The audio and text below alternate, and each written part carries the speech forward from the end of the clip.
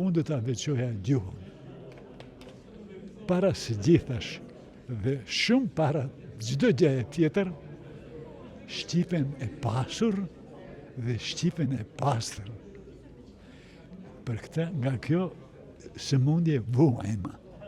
Që është e vërteta, nuk vuajmë vetëm ne, vuajnë edhe shqiptarët e Shqipërisë. Kuptoni?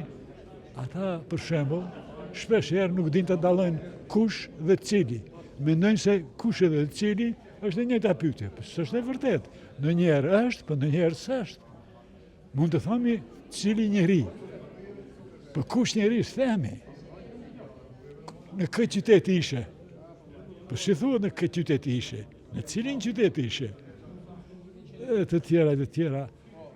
Pra gjuha ka njerëz të cilët i vënë shumë rëndësi gjuhës të gazetarit, të gazetarisë. Dhe ushtrohet një ndikim shumë i madh në saj.